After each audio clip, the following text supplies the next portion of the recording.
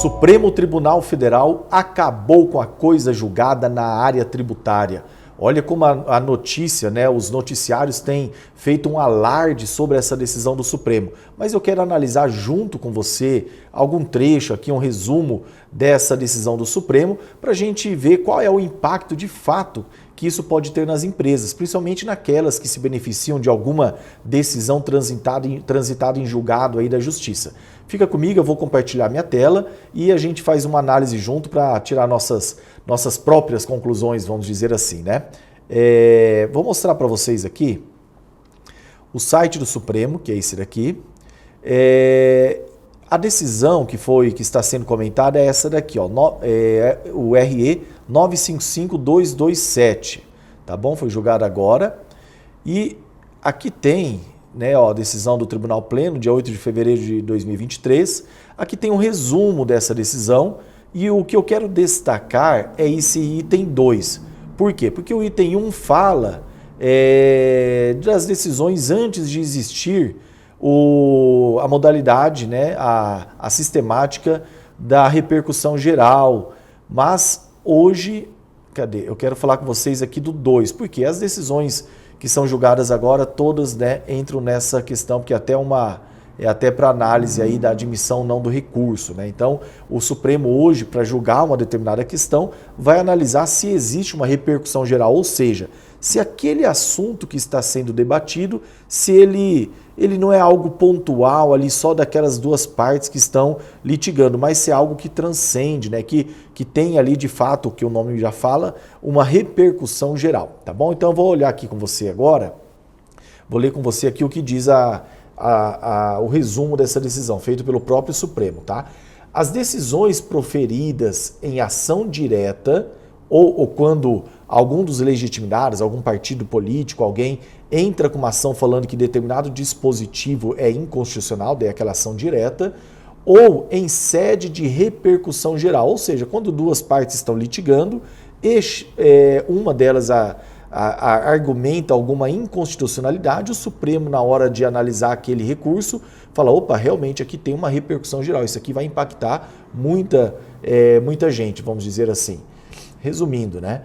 Então vamos lá, ler de novo. Já as decisões proferidas em ação direta ou em sede de repercussão geral interrompem automaticamente os efeitos temporais das decisões transitadas em julgado nas referidas relações. Daí, então, teve uma decisão do Supremo, automaticamente tudo que tinha, mesmo que já tinha sido finalizado aquele processo, automaticamente tudo que tinha para trás perde o valor. Então, realmente há aí um prejuízo nessa parte da segurança jurídica. E eu já vou explicar o porquê que o Supremo tomou essa decisão. Mas vamos continuar aqui, que é a parte, para mim, que é muito importante, que eu tenho que chamar a atenção para vocês. Respeitadas a irretroatividade, a anterioridade anual e a noventena ou a anterioridade nonagesimal, conforme a natureza do tributo.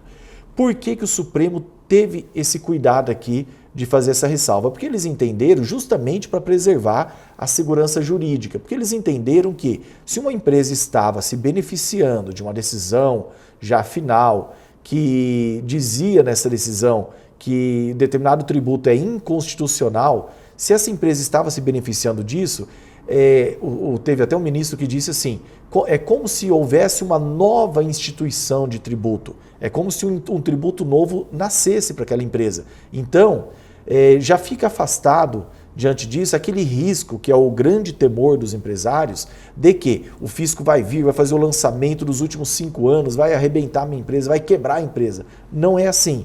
É dali para frente e ainda da decisão da Justiça do Supremo ali nessa situação de repercussão geral, é dali para frente, quando concluir o julgamento, e ainda respeitada a questão da anterioridade, ou seja, o tributo não começa amanhã, sai uma lei hoje e amanhã já está valendo, sai uma decisão hoje, amanhã já está valendo, não. Existem tributos que é um ano que assim, como disse aqui, tem tributo que tem que respeitar a anterioridade anual, a noventena, a anterioridade nonagesimal, daí depende de cada espécie, né? Por exemplo, a CSLL tem uma anterioridade aí nonagesimal que precisa ser respeitada. E o que eu quero ainda abordar com você? Então, assim, se você tem uma decisão judicial, deixa eu voltar a tela aqui para mim. Se você tem uma decisão judicial na área tributária, nem todas essas decisões, de repente, não tem mais segurança alguma. Não. Por quê? Porque muitos casos em que a gente entra com ações tributárias, a gente nem está discutindo a constitucionalidade ou a inconstitucionalidade, né? Nós não estamos argumentando pela inconstitucionalidade de de um determinado tributo, mas é muito comum a gente falar que há uma isenção, que há uma não incidência, que há um benefício fiscal ali que precisa ser respeitado, que uma determinada operação daquela empresa precisa ser tratada de uma maneira diferente. Então, assim, existe um leque muito grande de decisões que abordam esses aspectos ali da relação tributária. Mas, naquelas decisões em que a discussão foi justamente a constitucionalidade ou a inconstitucionalidade daquele tributo, essa sim, quando o Supremo, se ele der uma decisão diferente daquela que você tem, você vai precisar se organizar, você vai ter a anterioridade para ser respeitado, não vai ser de supetão ali da noite para o dia já chegar cobrando os últimos 5 anos.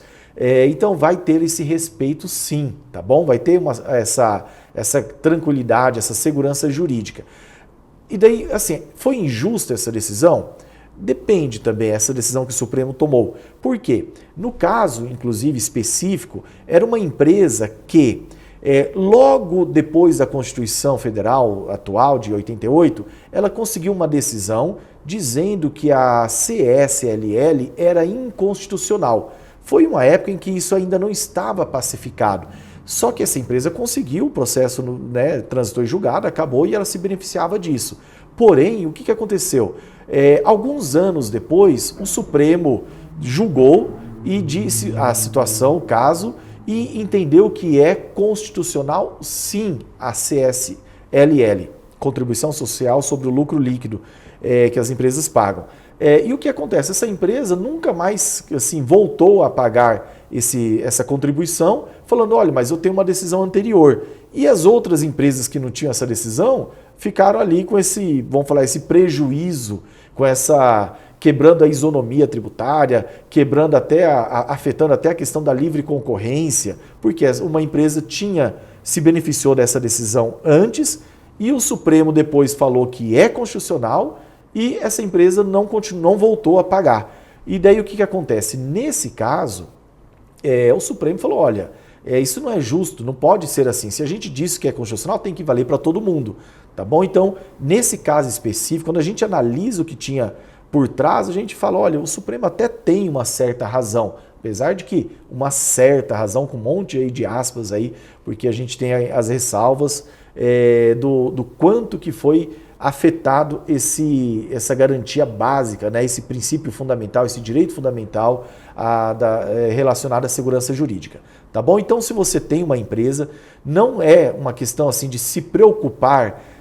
Claro, procure um advogado da sua confiança, uma consultoria para te ajudar, mas nem tudo está perdido, porque grande parte das decisões não tratam de inconstitucionalidade de tributo e, havendo uma mudança de entendimento do Supremo e ele julgando algo diferente daquilo que você tem de decisão, você vai ter o tempo para se organizar, ajustar sua contabilidade, ajustar seus preços e passar a praticar e recolher aquele tributo, tá bom? Espero que você tenha entendido esse assunto. É ruim a gente, às vezes, ficar só com o que a mídia coloca ali nas manchetes, nos sites, para chamar a atenção, para criar um alarde e conseguir mais acessos ao portal dessas notícias. Então, espero que isso tenha te ajudado nesse sentido, tá bom? Muito obrigado, meu nome é Henrique Lima, tendo alguma dúvida, querendo conversar sobre esse assunto, estou à disposição. Só manda uma mensagem, um e-mail e a gente conversa. Obrigado e até a próxima.